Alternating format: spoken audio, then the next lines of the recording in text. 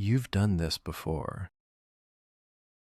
You opened a comparison, just to check quickly, and found yourself 3 hours later with a spreadsheet, 17 tabs, and the feeling that you'd still chosen wrong. Or you stood at the open fridge, looked, closed it, opened it again. This isn't indecision. This isn't weakness.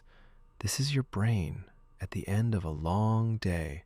After 100 small choices you no longer remember making. Brian has a spreadsheet. Spark has an open fridge. Bolt has a bowl at 6 p.m. every day.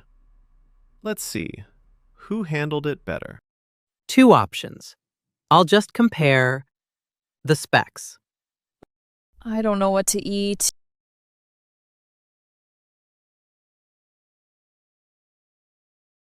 Performance, weight, battery, keyboard, warranty, long-term manufacturer reputation. You're still choosing a laptop? I'm analyzing. You've been doing this since morning. It's an important decision. I still haven't eaten.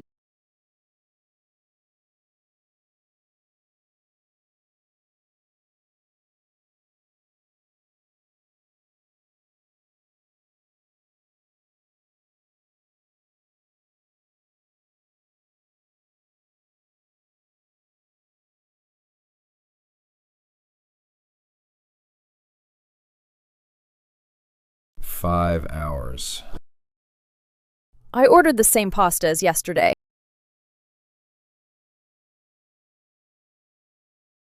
What you just watched has a name. It's called decision fatigue. Roy Baumeister at the University of Florida showed that every choice, big or small, draws from the same resource. Your brain doesn't distinguish between choosing a laptop and choosing what to eat. By Saturday evening, Brian had spent that resource on spreadsheets. The open fridge was just the last straw. But I thought that was rational analysis. It was rational analysis. It just cost 5 hours for a 200-gram weight difference. I chose the first option. The one you looked at 10 in the morning. I looked in the fridge at 10 this morning too. The pasta was right there. Barry Schwartz called this the paradox of choice. More options don't mean more freedom.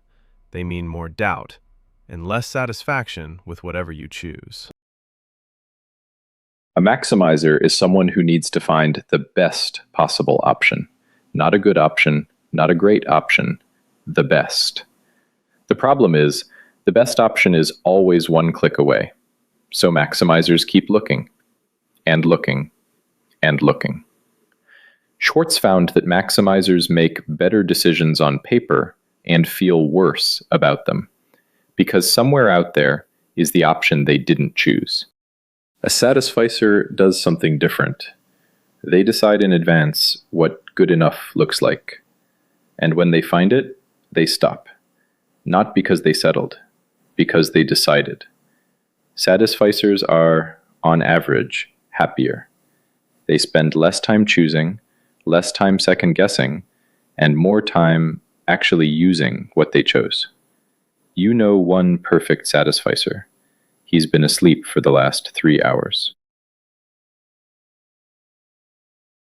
Bolt is a satisficer. Bolt made one decision about food. He's never revisited it. That's a statistically sound strategy. Technique 1. Make important decisions before noon. This isn't a metaphor. The prefrontal cortex performs better when rested. Judges who hear cases in the morning give more balanced sentences. 1. Identify 3 decisions that require effort this week. 2. Schedule them before noon. 3.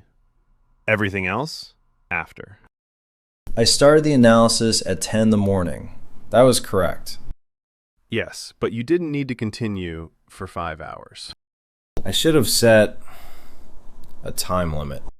Exactly. Technique 2, the 2-minute rule for small decisions. A deferred small decision costs more than one made immediately. It stays in working memory and quietly drains your resource all day. 1. If a decision takes under 2 minutes, make it right now. 2. Don't defer it. 3. If it needs more than 2 minutes, put it in the calendar with a time slot. I've been putting off replying to Helen all day. I kept thinking, I'll answer when I'm ready. How long will it take to reply? A minute? Maybe 2. It's already cost you mental space for an entire day. Done! Why didn't I do that this morning? Technique 3. Satisficing as a deliberate strategy. Set your good enough standard before you start choosing and stop as soon as you reach it. 1. Before any choice, 3 main requirements, not 10, 3. 2. The first option that meets all 3, that's the right choice. 3. The optimal option only exists in theory. My 3 main requirements were performance, weight, price under $2,000. And the first option met all 3? At 10 in the morning. Then the decision was made at 10 in the morning. The other 5 hours were diminishing returns. That's uncomfortable to realize. The most accurate things usually are. 3 requirements.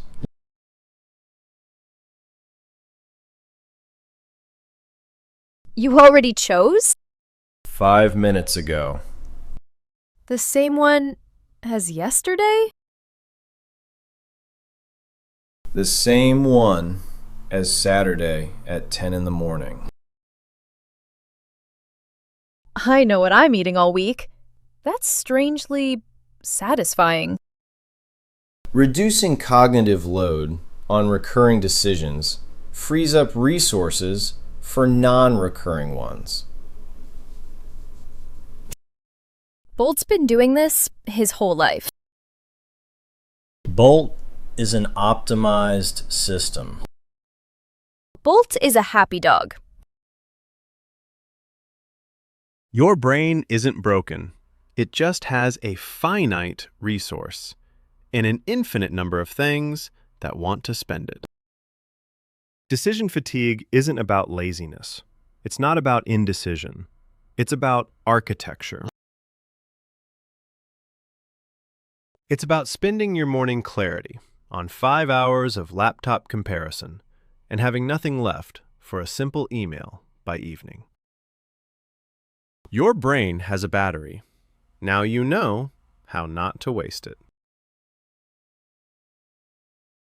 If you want to try Satisficing before your next decision, I made a worksheet.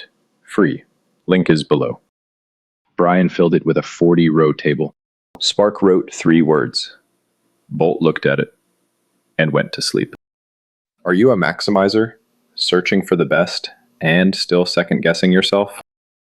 Or a satisficer, taking the first good enough option and moving on? Tell me in the comments.